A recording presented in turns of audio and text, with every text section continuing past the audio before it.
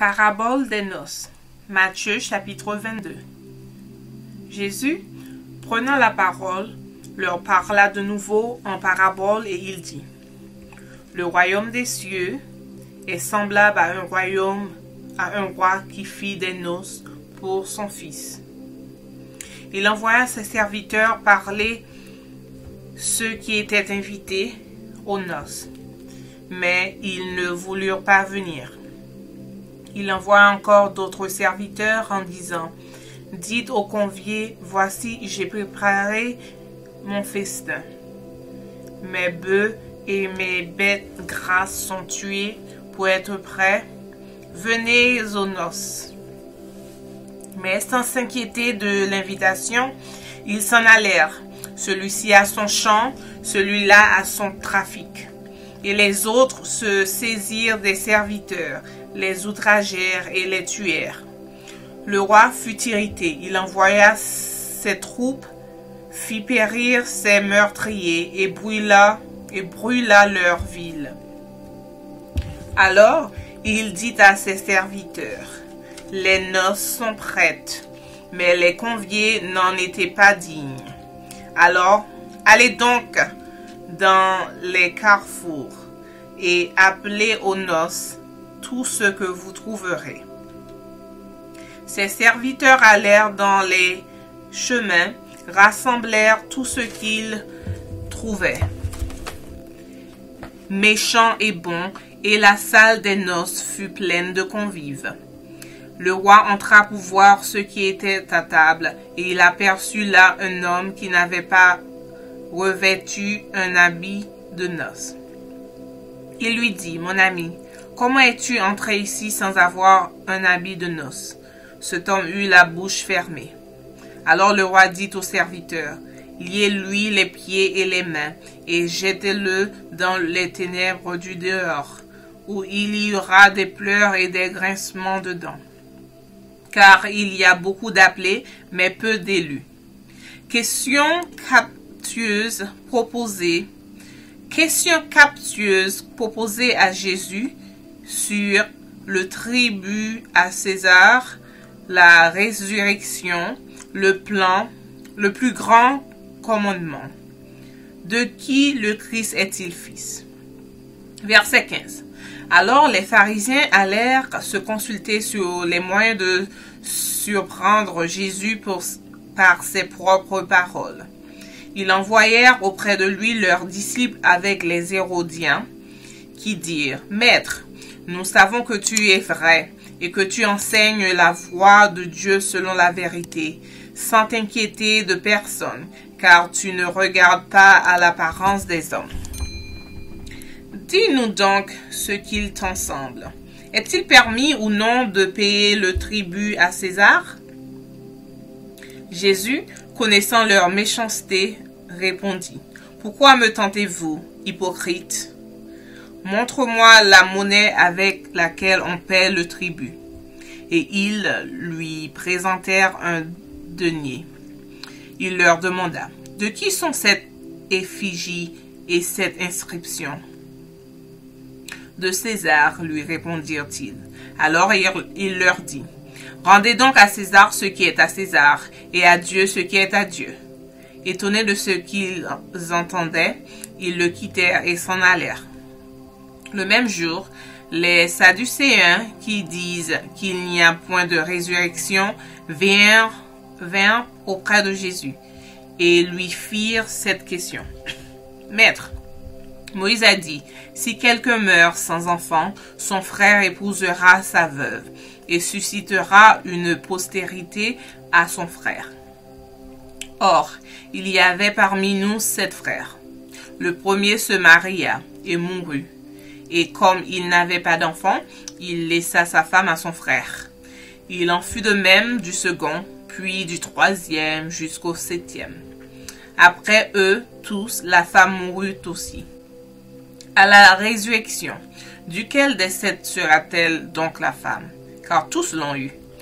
Jésus leur répondit: Vous êtes dans l'erreur, parce que vous ne comprenez ni les Écritures, ni la puissance de Dieu. Car À la résurrection, les hommes ne prendront point de femmes, ni les femmes de mari, mais ils seront comme les anges de Dieu dans le ciel. Pour ce qui est de la résurrection des morts, n'avez-vous pas lu ce que Dieu vous a dit? Je suis le Dieu d'Abraham, le Dieu d'Isaac et le Dieu de Jacob. Dieu n'est pas Dieu des morts, mais des vivants. La foule qui écoutait fut frappée de l'enseignement de Jésus. Les pharisiens, ayant appris qu'il avait réduit en silence les Sadducéens, se rassemblèrent. Et l'un d'eux, docteur de la loi, lui fit cette question pour l'éprouver. « Maître, quel est le plus grand commandement de la loi ?» Jésus lui répondit. « Tu aimeras le Seigneur ton Dieu de tout ton cœur, de toute ton âme et de toute ta pensée. C'est le premier et le plus grand commandement.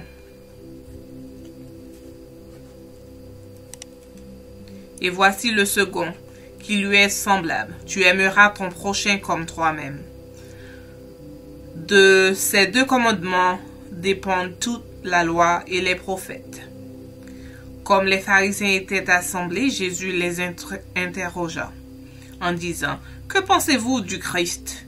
De qui est-il fils? » Ils lui répondirent, « De David. » Et Jésus leur dit, « Comment donc David, animé par l'Esprit, l'appelle-t-il Seigneur lorsqu'il dit, « Le Seigneur a dit à mon Seigneur, assis-toi à ma droite, jusqu'à ce que je fasse de tes ennemis ton marchepied. » Si donc David l'appelle Seigneur, comment est-il son fils?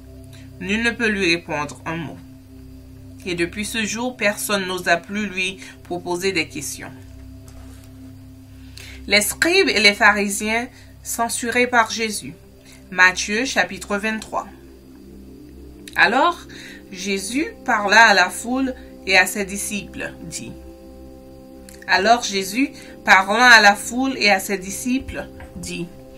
Les scribes et les pharisiens sont assis dans la chaire de Moïse.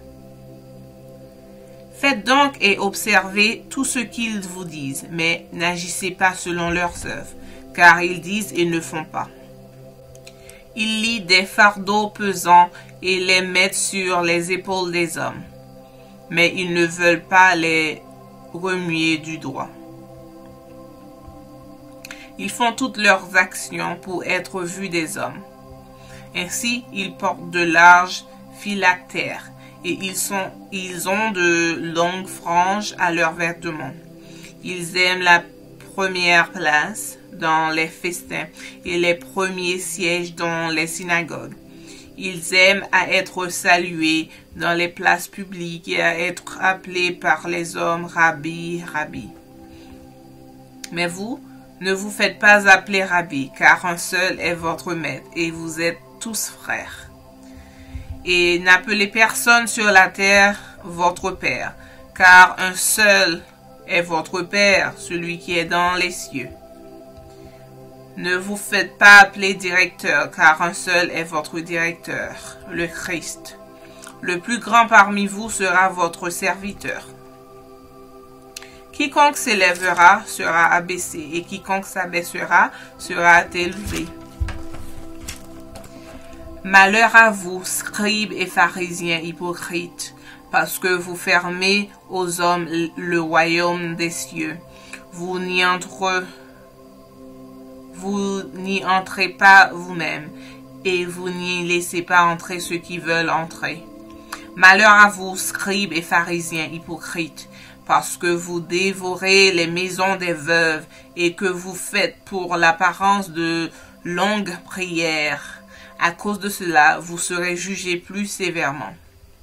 Malheur à vous, scribes et pharisiens hypocrites, parce que vous courez la mer et la terre pour faire un prosélyte. Et quand il est devenu, vous en faites un fils de la géhenne, 2 fois plus que vous. Malheur à vous, conducteurs aveugles, qui dites, si quelqu'un jure par le temple, ce n'est rien, mais si quelqu'un jure par l'or du temple, il est engagé. Insensé et aveugle. Lequel est le plus grand, l'or ou le temple qui sanctifie l'or? Si quelqu'un dit vous encore, jure par l'autel, ce n'est rien, mais si quelqu'un jure par l'offrande qui est sur l'autel, il est engagé, aveugle. Lequel est le plus grand, l'offrande ou l'autel qui sanctifie l'offrande? Celui qui jure par l'autel jure par l'autel et par tout ce qui est dessus. Celui qui jure par le temple jure par le temple et par celui qui l'habite. Et celui qui jure par le ciel jure par le trône de Dieu et par celui qui est assis. Malheur à vous, scribes et pharisiens, hypocrites, parce que vous payez la dîme de la menthe, de l'âneth et du cumin, et que vous laissez ce qui est plus important dans la loi, la justice, la miséricorde et la fidélité. C'est là ce qu'il fallait pratiquer, sans négliger les autres choses. Conducteur aveugle, qui coule le moucheron et qui avale le chameau. Malheur à vous, scribes et pharisiens hypocrites, parce que vous nettoyez le dehors de la coupe et du plat, et quand dedans ils sont pleins de rapines et d'intempérance. Pharisiens aveugles, nettoie premièrement l'intérieur de la coupe et du plat, afin que l'extérieur aussi devienne net. Malheur à vous, scribes et pharisiens hypocrites, parce que vous ressemblez à des sépulcres blanchis, qui paraissent beaux au dehors et qui au dedans sont pleins d'ossements, de morts et de toute espèce d'impureté. Vous de même au dehors vous paraissiez juste aux hommes, mais au dedans vous êtes pleins d'hypocrisie et d'iniquité. Malheur à vous, scribes et pharisiens hypocrites, parce que vous bâtissez le tombeau des prophètes et ornez les sépulcres des justes, et que vous dites, si nous avions vécu du temps de nos pères, nous ne nous serions pas joints à eux pour répandre le sang des prophètes. Vous témoignez ainsi contre vous-même que vous êtes les fils de ceux qui ont tué les prophètes. Comblez donc la mesure de vos pères. Serpents, race de vipères, comment échapperez-vous au châtiment de la géhenne? C'est pourquoi, voici, je vous envoie des prophètes, des sages et des scribes. Vous tuerez et crucifierez les uns, vous battrez de verges les autres dans vos synagogues, et vous les persécuterez de ville en ville, afin de retomber sur vous tout le sang innocent répandu sur la terre, depuis le sang d'Abel le juste jusqu'au sang de Zacharie, fils de Barachi, que vous avez tué entre le temple et l'autel. Je vous le dis en vérité, tout cela retombera sur cette génération. Crime et châtiment de Jérusalem, verset 37. Jérusalem, Jérusalem, qui tue les prophètes et qui lapide ceux qui te sont envoyés. Combien de fois ai-je voulu rassembler tes enfants, comme une poule rassemble ses poussins sous ses ailes, et vous ne l'avez pas voulu. Voici, votre maison vous sera laissée déserte, car je vous le dis, vous ne me verrez plus désormais, jusqu'à ce que vous disiez, béni soit celui qui vient au nom du Seigneur. La destruction de Jérusalem et l'avènement du Fils de l'homme. Matthieu chapitre 24. Comme Jésus s'en allait, au sortir du temple, ses disciples s'approchèrent pour lui en faire remarquer les constructions. Mais il leur dit, « Voyez-vous tout cela?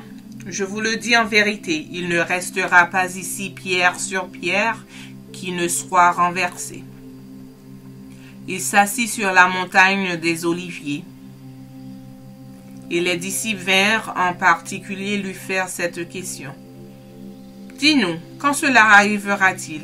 Et quel sera le signe de ton avènement et de la fin du monde? » Jésus leur répondit, « Prenez garde que personne ne vous séduise, car plusieurs viendront sous mon nom, disant, « C'est moi qui suis le Christ, » et ils séduiront beaucoup de gens. Vous entendrez parler de guerre et des bruits de guerre. Gardez-vous d'être troublés, car il faut que ces choses arrivent, mais ce ne sera pas encore la fin. Une nation s'élèvera contre une nation et un royaume contre un royaume, et il y aura en divers lieux des famines et des tremblements de terre. Tout cela ne sera que le commencement des douleurs. Alors on vous livrera au tourment, et l'on vous fera mourir, et vous serez haïs de toutes les nations à cause de mon nom. Alors aussi plusieurs succomberont, et ils se trahiront, se haïront les uns les autres. Plusieurs faux prophètes s'élèveront, et ils séduiront beaucoup de gens. Et parce que l'iniquité se sera accrue, la charité du plus grand nombre se refroidira. Mais celui qui persévérera jusqu'à la fin sera sauvé. Cette bonne nouvelle du royaume sera prêchée dans le monde entier pour servir de témoignage à toutes les nations. Alors viendra la fin. C'est pourquoi, lorsque vous verrez l'abomination de la désolation dont a parlé le prophète Daniel, établi en lieu saint, que celui qui lit fasse attention. Alors, que ceux qui seront en Judée fuient dans les montagnes, que celui qui sera sur le toit ne descende pas pour prendre ce qui est dans sa maison, et que celui qui sera dans les champs ne retourne pas en arrière pour prendre son manteau. Malheur aux femmes qui seront enceintes et à celles qui allaiteront en ces jours-là.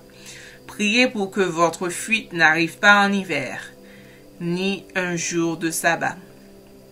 Car alors la détresse sera si grande qu'il n'y en a point eu de pareil depuis le commencement du monde jusqu'à présent, et qu'il n'y en aura jamais, et qu'il n'y en aura jamais. Et si ces choses n'étaient pas abrogées, personne ne serait sauvé. Mais à cause des élus, ces jours seront abrogés. Si quelqu'un vous dit alors, le Christ est ici, ou il est là, ne le croyez pas. Car il s'élèvera de faux Christ et de faux prophètes. Ils feront de grands prodiges et des miracles, au point de séduire, s'ils étaient possibles, même les élus. Voici, je vous l'ai annoncé d'avance. Si donc on vous dit, voici, il est dans le désert, n'y allez pas. Voici, il est dans les chambres, ne le croyez pas. Car comme l'éclair part de l'Orient et se montre jusqu'en Occident, ainsi sera l'avènement du Fils de l'homme. En quelque lieu que soit le cadavre, là s'assembleront les aigles. Aussitôt après ces jours de détresse, le soleil s'obscurcira, la lune donnera plus sa lumière, et les étoiles tomberont du ciel, et les puissances des cieux seront ébranlées. Alors le signe du Fils de l'homme paraîtra dans le ciel. Toutes les tribus de la terre se lamenteront, et elles verront le Fils de l'homme venant sur les nuées du ciel avec puissance et une grande gloire. Il enverra ses anges avec la trompette retentissante, et ils rassembleront ses élus des quatre vents, depuis une extrémité des cieux jusqu'à l'autre. Instruisez-vous par une comparaison tirée du figuier. Dès que ses branches deviennent tendres et que ses feuilles poussent, vous connaissez que l'été est proche. De même, quand vous verrez toutes ces choses, sachez que le Fils de l'homme est proche à la porte. Je vous le dis en vérité, cette génération ne passera point que tout cela n'arrive. Le ciel et la terre passeront, mais mes paroles ne passeront point. Exhortation à la vigilance. Verset 36. Pour ce qui est du jour et de l'heure, Personne ne le sait, ni les anges des cieux, ni le Fils, mais le Père seul. Ce qui arriva du temps de Noé arrivera de même à l'avènement du Fils de l'homme. Car dans les jours qui précédèrent le déluge, les hommes mangeaient et buvaient, se mariaient et mariaient leurs enfants jusqu'au jour où Noé entra dans l'arche. Et ils ne se doutèrent de rien jusqu'à ce que le déluge vint et les emporta tous. Il en sera de même à l'avènement du Fils de l'homme. Alors, de deux hommes qui seront dans un champ, l'un sera pris et l'autre laissé. De deux femmes qui monteront à la meule, l'une sera prise et l'autre laissée. Veillez donc, puisque vous ne savez pas quel jour votre Seigneur viendra. Sachez-le bien, si le maître de la maison savait à quelle veille de la nuit le voleur doit venir, il veillerait et ne laisserait pas percer sa maison. C'est pourquoi, vous aussi, tenez-vous prêts, car le Fils de l'homme viendra à l'heure où vous n'y penserez pas. Quel est donc le serviteur fidèle et prudent que son maître a établi sur ses gens pour leur donner la nourriture au temps convenable? Heureux ce serviteur que son maître à son arrivée trouvera faisant ainsi. Je vous le dis en vérité, il l'établira sur tous ses biens. Mais si c'est un méchant serviteur qui dise en lui-même, mon maître tarde à venir, s'il se met à battre ses compagnons, s'il mange et boit avec les ivrognes, le maître de ce serviteur viendra le jour où il ne s'y attend pas et à l'heure qu'il ne connaît pas. Et il le mettra en pièces et lui donnera sa part avec les hypocrites. C'est là qu'il y aura des pleurs et des grincements de dents. Parabole des 10 vierges. Matthieu chapitre 25. Alors le royaume des cieux sera semblable à 10 vierges qui, ayant pris leurs lampes, allèrent à la rencontre de l'époux. 5 d'entre elles étaient folles et 5 sages. Les folles, en prenant leurs lampes, ne prirent point d'huile avec elles. Mais les sages prirent, avec leurs lampes, de l'huile dans des vases. Comme l'époux tardait, toutes s'assoupirent et s'endormirent. Au milieu de la nuit, on cria, « Voici l'époux, allez à sa rencontre !» Alors toutes ces vierges se réveillèrent et préparèrent leurs lampes. Les folles dirent aux sages, « Donnez-nous de votre huile, car nos lampes s'éteignent. » Les sages répondirent, « Non, il n'y en aurait pas assez pour nous et pour vous. Allez plutôt chez ceux qui en vendent et achetez-en pour vous. » Pendant qu'elles allèrent en acheter, l'époux arriva. Celles qui étaient prêtes entrèrent avec lui dans la salle des noces, et la porte fut fermée. Plus tard, les autres vierges vinrent et dirent, « Seigneur, Seigneur, ouvre-nous. » Mais il répondit, « Je vous le dis en vérité, je ne vous connais pas. Veillez donc, puisque vous ne savez ni le jour ni l'heure. » Parabole des talents. Verset 14. Il en sera comme d'un homme qui, partant pour un voyage, appela ses serviteurs et leur remit ses biens. Il donna 5 talents à l'un, 2 à l'autre et 1 au troisième, à chacun selon sa capacité, et il partit. Aussitôt celui qui avait reçu les 5 talents s'en alla. Il les fit valoir et il gagna 5 autres talents. De même, celui qui avait reçu les 2 talents en gagna 2 autres. Celui qui n'en avait reçu qu'un alla faire un creux dans la terre et cacha l'argent de son maître. Longtemps après, le maître de ses serviteurs revint et leur fit rendre compte. Celui qui avait reçu les 5 talents s'approcha en apportant 5 autres talents, et il dit, Seigneur, tu m'as remis 5 talents. Voici, j'en ai gagné 5 autres. Son maître lui dit, c'est bien, bon et fidèle serviteur. Tu as été fidèle en peu de choses, je te confierai beaucoup. Entre dans la joie de ton maître.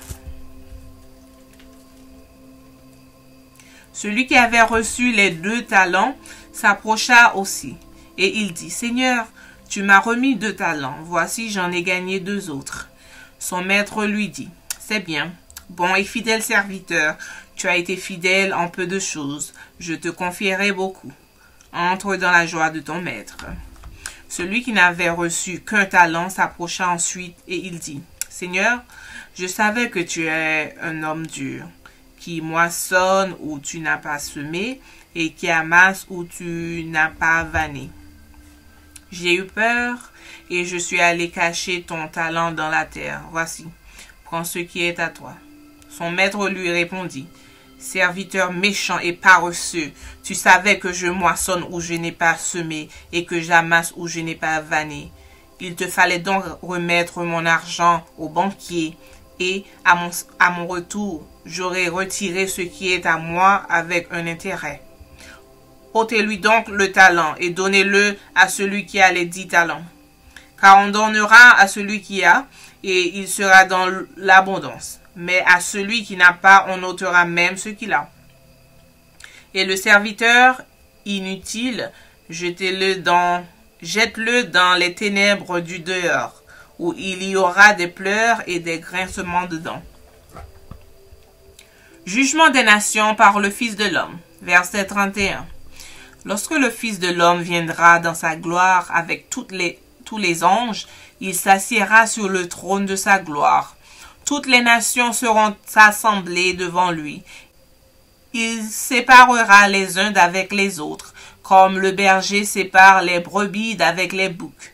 Et il mettra les brebis à sa droite et les boucs à sa gauche. Alors le roi dira à ceux qui seront à sa droite, venez, vous qui êtes bénis de mon Père, prenez possession du royaume qui vous a été préparé dès la fondation du monde. Car j'ai eu faim et vous m'avez donné à manger. J'ai eu soif et vous m'avez donné à boire. J'étais étranger et vous m'avez recueilli. J'étais nu et vous m'avez vêtu. J'étais malade et vous m'avez visité. J'étais en prison et vous êtes venus vers moi.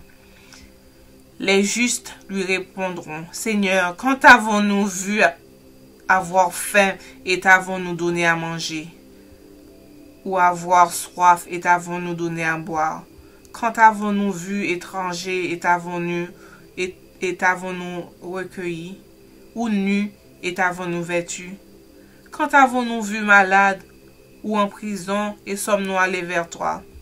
Et le roi leur répondra, je vous le dis en vérité, toutes les fois que vous avez fait ces choses à l'un de ces plus petits de mes frères, c'est à moi que vous les avez faites. Ensuite, il dira à ceux qui seront à sa gauche, retirez-vous de moi, maudits, allez dans le feu éternel qui a été préparé pour le diable et pour ses anges. Car j'ai eu faim et vous ne m'avez pas donné à manger. J'ai eu soif et vous ne m'avez pas donné à boire. J'étais étranger et vous ne m'avez pas recueilli. J'étais nu et vous ne m'avez pas vêtu. J'étais malade et en prison et vous ne m'avez pas visité. Ils répondront aussi, Seigneur, quand avons-nous vu ayant faim ou ayant soif ou étranger ou nu ou malade ou en prison et ne t'avons-nous pas assisté? Et il leur répondra, je vous le dis en vérité, toutes les fois que vous n'avez pas fait ces choses à l'un de ces plus petits, c'est à moi que vous ne les avez pas faites. Et ceux-ci iront au châtiment éternel, mais les justes à la vie éternelle.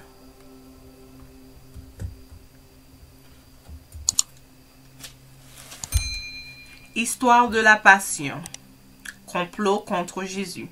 Matthieu chapitre 26. Lorsque Jésus eut achevé tous ses discours, il dit à ses disciples, Vous savez que la Pâque a lieu dans 2 jours, et que le Fils de l'homme sera livré pour être crucifié. » Alors les principaux sacrificateurs et les anciens du peuple se réunirent dans la cour du souverain sacrificateur appelé Caïphe. Et ils délibérèrent sur les moyens d'arrêter Jésus par ruse et de le faire mourir.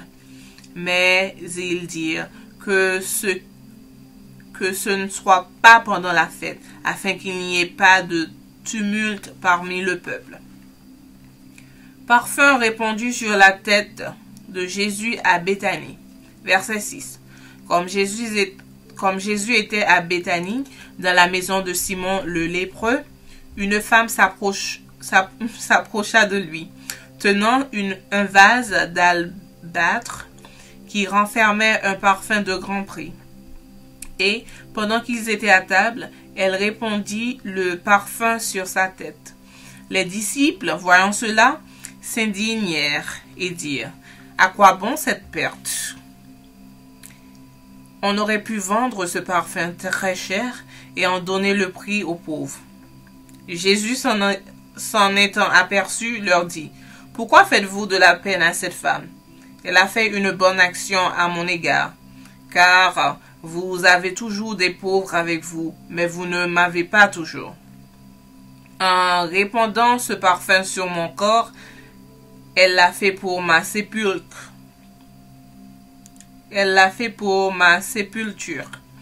Je vous le dis en vérité, partout où cette bonne nouvelle sera prêchée dans le monde entier, on racontera aussi en mémoire de cette femme ce qu'elle a fait. » Trahison de Judas, verset 14.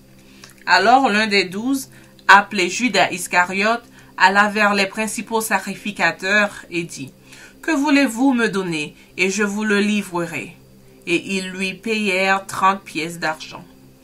Depuis ce moment, il cherchait une occasion favorable pour livrer Jésus. Célébration de la Pâque et institution de la Sainte Seine. Verset 17. Le premier jour des pains sans levain, les disciples s'adressèrent à Jésus pour lui dire: « Où veux-tu que nous te préparions le repas de la Pâque? » Il répondit: « Allez à la ville chez un tel, et vous lui direz: le maître dit, mon temps est proche, je ferai chez toi la Pâque avec mes disciples. » Les disciples firent ce que Jésus leur avait ordonné, et ils préparèrent la Pâque. Le jour étant venu, il se mit à table avec les 12. Pendant qu'il mangeait, il dit: « Je vous le dis en vérité, l'un de vous me livrera. » Ils furent profondément attristés, et chacun se mit à lui dire: « Est-ce moi, Seigneur? » Il répondit: « Celui qui a mis avec moi la main dans le plat, c'est celui qui me livrera. Le Fils de l'homme s'en va, selon ce qui est écrit de lui. Mais malheur à l'homme par qui le Fils de l'homme est livré. Mieux vaudrait pour cet homme qu'il ne fût pas né. » Judas, qui le livrait, prit la parole et dit: « Est-ce moi, Rabbi? » Jésus lui répondit: « Tu l'as dit. » Pendant qu'il mangeait, Jésus prit du pain, et après avoir rendu grâce, il le rompit, et la donna aux disciples en disant: « Prenez, mangez, ceci est mon corps. » Il prit ensuite une coupe, et, après avoir rendu grâce, il la leur donna, en disant: « Buvez-en tous. Car ceci est mon sang, le sang de l'alliance, qui est répandu pour plusieurs, pour la rémission des péchés. Je vous le dis, je ne boirai plus désormais de ce fruit de la vigne, jusqu'au jour où j'en boirai de nouveau avec vous dans le royaume de mon Père. » Gethsémane, verset 30. Après avoir chanté les cantiques, ils se rendirent à la montagne des Oliviers. Alors Jésus leur dit: « Je serai pour vous tous, cette nuit, une occasion de chute, car il est écrit: je frapperai le berger, et les brebis du troupeau seront dispersées. Mais, après que je serai ressuscité, je vous précéderai en Galilée. » Pierre, prenant la parole, lui dit, « Quand tu seras pour tous une occasion de chute, tu ne le seras jamais pour moi. » Jésus lui dit, « Je te le dis en vérité, cette nuit même, avant que le coq chante, tu me renieras 3 fois. Tu me renieras 3 fois. » Pierre lui répondit, « Quand il me faudra mourir avec toi, je ne te renierai pas. » Et tous les disciples dirent la même chose. Là-dessus, Jésus alla avec eux dans un lieu appelé Gethsémani, et il dit aux disciples, « Asseyez-vous ici, pendant que je m'éloignerai pour prier. » Il prit avec lui Pierre et les 2 fils de Zébédée, et il commença à éprouver de la tristesse et des angoisses. Il leur dit alors, « Mon âme est triste jusqu'à la mort. Restez ici et veillez avec moi. » Puis, ayant fait quelques pas en avant, il se jeta sur sa face et pria ainsi. « Mon Père, s'il est possible, que cette coupe s'éloigne de moi. Toutefois, non pas ce que je veux, mais ce que tu veux. » Et il vint vers les disciples, qu'il trouva endormis. Et il dit à Pierre, « Vous n'avez donc pu veiller 1 heure avec moi. Veillez et priez, afin que vous ne tombiez pas dans la tentation. L'esprit est bien disposé, mais la chair est faible. » Il s'éloigna une seconde fois et pria ainsi. « Mon Père, s'il n'est pas possible que cette coupe s'éloigne sans que je la boive, que ta volonté soit faite. » Il revint et les trouva encore endormis, car leurs yeux étaient appesantis. Il les quitta et, s'éloignant, il pria pour la 3e fois, répétant les mêmes paroles. Puis il alla vers ses disciples et leur dit, « Vous dormez maintenant, et vous vous reposez. Voici, l'heure est proche, et le Fils de l'homme est livré aux mains des pécheurs. Levez-vous, allons, voici celui qui me livre s'approche. » Arrestation de Jésus, verset 47. Comme il parlait encore, voici, Judas, l'un des 12, arriva, et avec lui une foule nombreuse armée d'épées et de bâtons, envoyés par les principaux sacrificateurs et par les anciens du peuple. Celui qui le livrait leur avait donné ce signe. « Celui que je baiserai, c'est lui. Saisissez-le. » Aussitôt, s'approchant de Jésus, il dit, « Salut, Rabbi !» et il le baisa. Jésus lui dit, « Mon ami, ce que tu es venu faire, fais-le. » Alors ces gens s'avancèrent, mirent la main sur Jésus et le saisirent. Et voici, un de ceux qui étaient avec Jésus étendit la main et tira son épée. Il frappa le serviteur du souverain sacrificateur et lui emporta l'oreille. Alors Jésus lui dit, « Remets ton épée à sa place, car tous ceux qui prendront l'épée périront par l'épée. Penses-tu que je ne puisse pas invoquer mon Père qui me donnerait à l'instant plus de 12 légions d'anges? »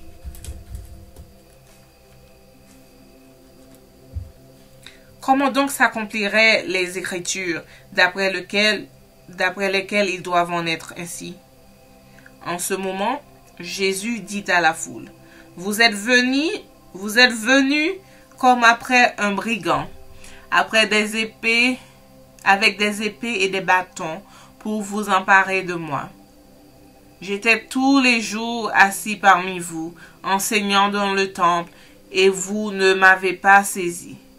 Mais tout cela est arrivé afin que les écrits des prophètes fussent accomplis. » Alors tous les disciples l'abandonnèrent et prirent la fuite. Jésus devant le Sanhédrin présidé par Caïphe. Verset 57. Ceux qui avaient saisi Jésus l'emmenèrent chez le souverain sacrificateur Caïphe, où les scribes et les anciens étaient assemblés. Pierre le suivit de loin jusqu'à la cour du souverain sacrificateur. Il entra et s'assit avec les serviteurs pour voir comment cela finirait. Les principaux sacrificateurs et tous les Sanhédrins cherchaient quelques faux témoignages contre Jésus, suffisants pour le faire mourir. Mais ils n'en trouvèrent point, quoique plusieurs faux témoins se fussent présentés. Enfin, il en vint deux qui dirent, « Celui-ci a dit, je puisse détruire le temple de Dieu et le rebâtir en 3 jours. » Le souverain sacrificateur se leva et lui dit, « Ne réponds-tu rien? Qu'est-ce que ces hommes déposent contre toi? » Jésus garda le silence, et le souverain sacrificateur, prenant la parole, lui dit, « Je t'adjure par le Dieu vivant de nous dire si tu es le Christ, le Fils de Dieu. » Jésus lui répondit, « Tu l'as dit. De plus, je vous le déclare, vous verrez désormais le Fils de l'homme assis à la droite de la puissance de Dieu et venant sur les nuées du ciel. » Alors le souverain sacrificateur déchira ses vêtements, disant, « Il a blasphémé. Qu'avons-nous encore besoin de témoins? Voici, vous venez d'entendre son blasphème. Que vous en semble? » Ils répondirent, « Il mérite la mort. » Là-dessus, ils lui crachèrent au visage et lui donnèrent des coups de poing et des soufflets en disant, « Christ, prophétise, dis-nous qui t'a frappé. » Reniement de Pierre. Verset 69. Cependant, Pierre était assis dehors dans la cour. Une servante s'approcha de lui et dit, « Toi aussi, tu étais avec Jésus le Galiléen. » Mais il le nia devant tous, disant, « Je ne sais ce que tu veux dire. » Comme il se dirigea vers la porte, une autre servante le vit et dit à ceux qui se trouvaient là, « Celui-ci était aussi avec Jésus de Nazareth. » Il le nia de nouveau avec serment, « Je ne connais pas cet homme. » Peu après, ceux qui étaient là, s'étant approchés, dirent à Pierre, « Certainement, tu es aussi de ces gens-là, car ton langage te fait reconnaître. » Alors il se mit à faire des imprécations et à jurer, « Je ne connais pas cet homme. » Aussitôt le coq chanta. Et Pierre se souvint de la parole que Jésus avait dite, « Avant le coq chante, tu me régneras 3 fois. » Et étant sorti, il pleura amèrement.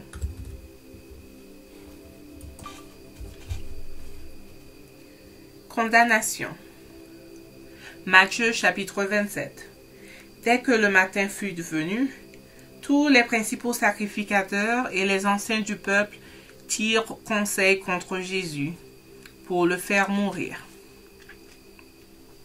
Après l'avoir lié, ils l'emmenèrent et le livrèrent à Ponce Pilate, le gouverneur. Suicide de Judas, verset 3.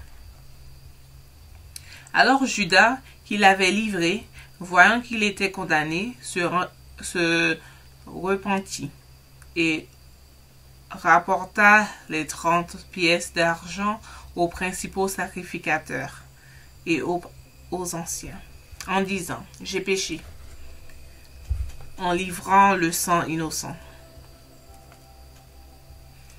Ils répondirent, « Que nous importe, cela te regarde. » Judas jeta les pièces d'argent dans le temple, se retira et alla se pendre.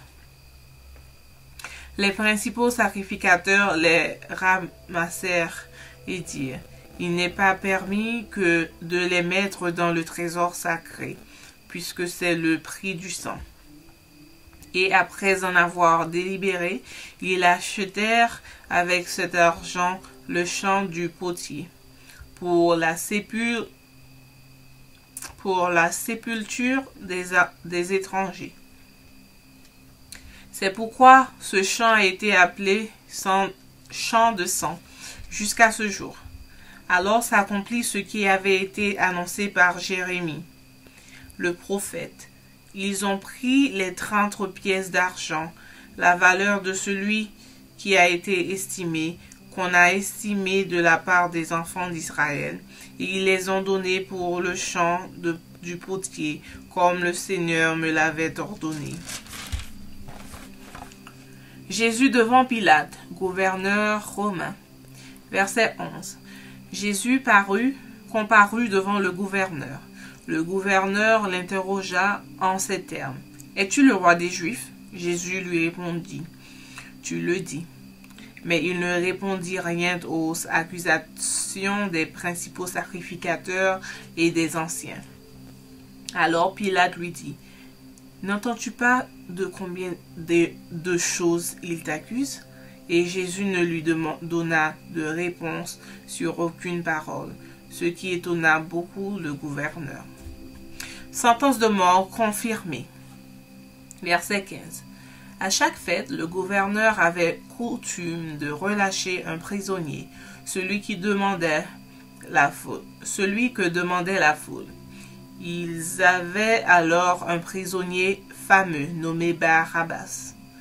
Comme ils étaient assemblés, Pilate leur dit, « Lequel voulez-vous que je vous relâche, Barabbas ou Jésus, qu'on appelle Christ ?» Car ils savaient que c'était par envie qu'ils avaient livré Jésus. Cependant pendant qu'il était assis sur le tribunal, sa femme lui fit dire qu'il n'y ait rien entre toi et ce juste, car aujourd'hui j'ai beaucoup souffert en songe à cause de lui. Les principaux sacrificateurs et les anciens persuadèrent à la foule de demander Barabbas et de faire périr Jésus. Le gouverneur, prenant la parole, leur dit, « Lequel des deux voulez-vous que je vous relâche ?» Ils répondirent, « Barabbas. » Pilate leur dit, « Que ferai-je donc de Jésus, qu'on appelle Christ ?» Tous répondirent, « Qu'il soit crucifié. » Le gouverneur dit, « Mais quel mal a-t-il fait ?» Et ils crièrent encore plus fort, « Qu'il soit crucifié. » Pilate, voyant qu'il ne gagnait rien, mais que le tumulte augmentait, prit de l'eau, se lava les mains en présence de la foule et dit, « Je suis innocent du sang de ce juste, cela vous regarde. » Et tout le peuple répondit, « Que ce sang retombe sur nous et sur nos enfants. » Outrage des soldats. Verset 26. Alors Pilate leur relâcha Barabbas, et après avoir fait battre de verge Jésus, il le livra pour être crucifié. Les soldats du gouverneur conduisirent Jésus dans le prétoire, et ils assemblèrent autour de lui toute la cohorte. Ils lui ôtèrent ses vêtements et le couvrirent d'un manteau écarlate. Ils tressèrent une couronne d'épines qu'ils posèrent sur sa tête, et ils lui mirent un roseau dans la main droite. Puis, s'agenouillant devant lui, ils le raillèrent en disant, « Salut, roi des Juifs !»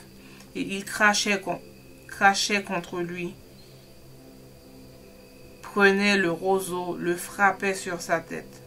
Après s'être ainsi moqués de lui, ils lui ôtèrent le manteau, lui remirent ses vêtements et l'emmenèrent pour le crucifier. Jésus crucifié, verset 32.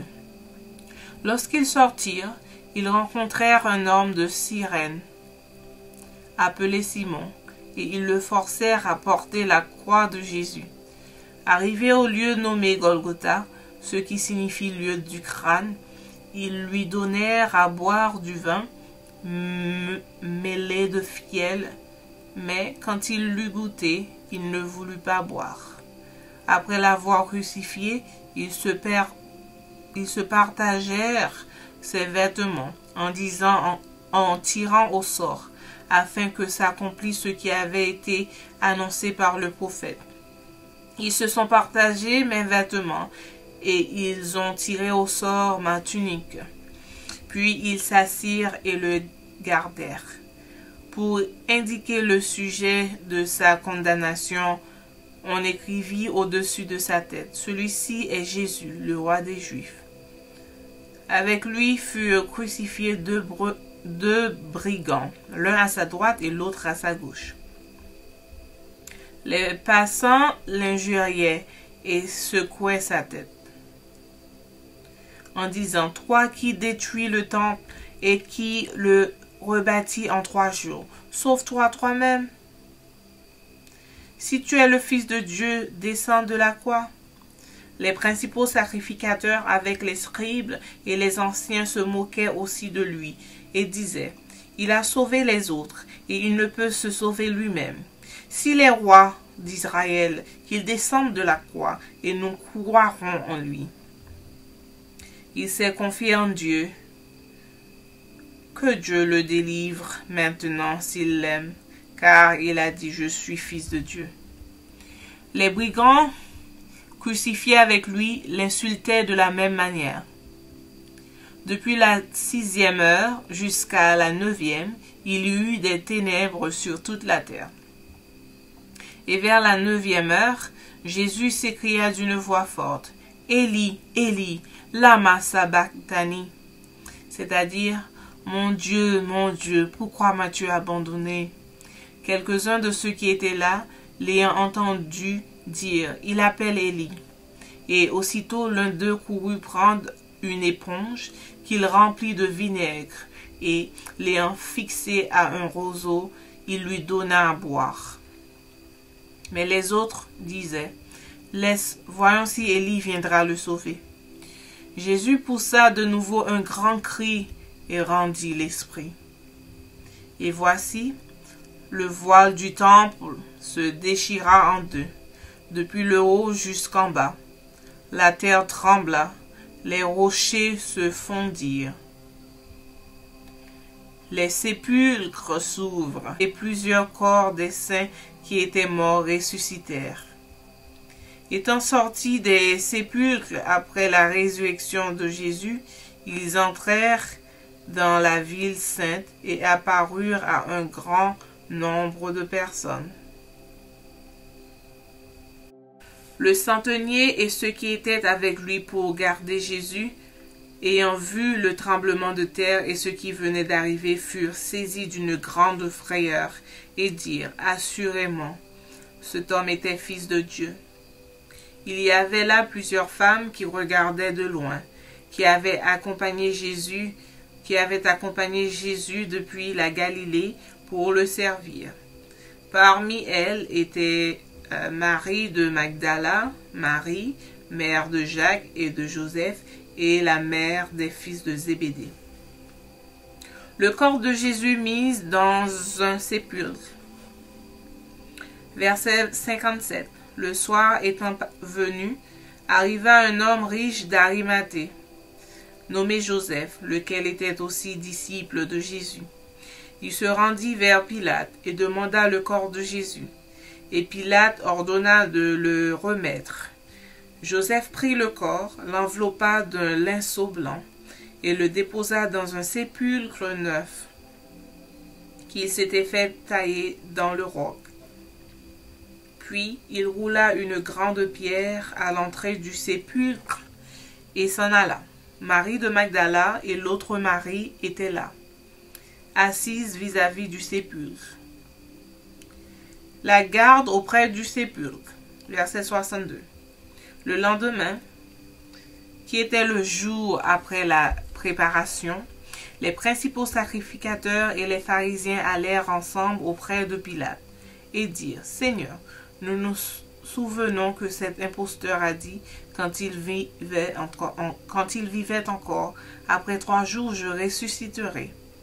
Ordonne donc que le sépulcre soit gardé jusqu'au 3e jour, afin que ses disciples ne viennent pas dérober le corps et dire au peuple, il est ressuscité des morts.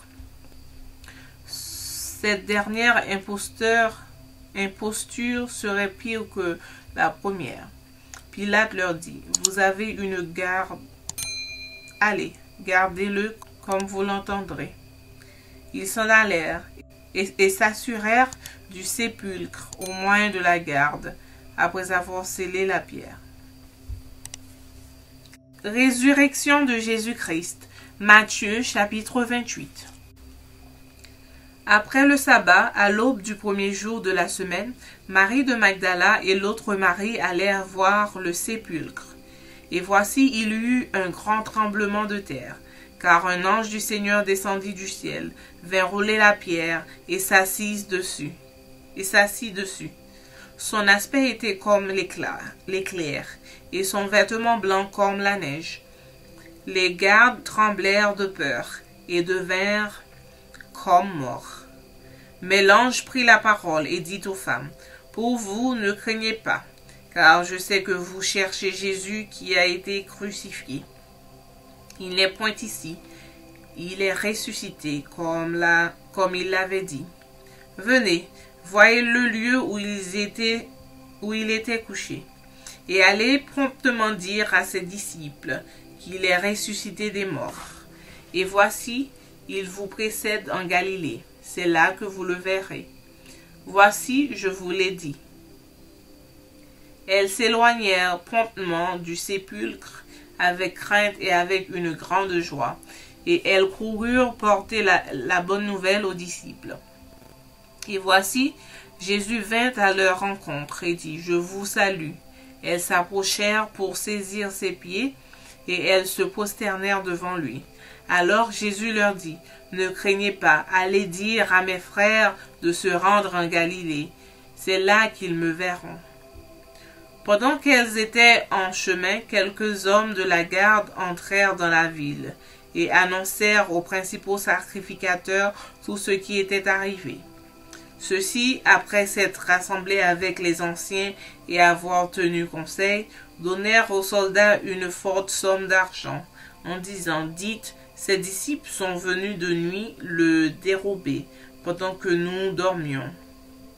Et si le gouverneur l'apprenne, nous l'apaiserons, et nous vous tirerons de peine. » Les soldats prirent l'argent et suivirent les instructions qui leur furent données. Et ce bruit s'est répandu parmi les Juifs jusqu'à ce jour. Les 11 disciples allèrent en Galilée sur la montagne que Jésus leur avait désignée. Quand ils le virent, ils se prosternèrent devant lui, mais quelques-uns eurent des doutes. Jésus s'étant approché, leur parla ainsi. « Tout pouvoir m'a été donné dans le ciel et sur la terre.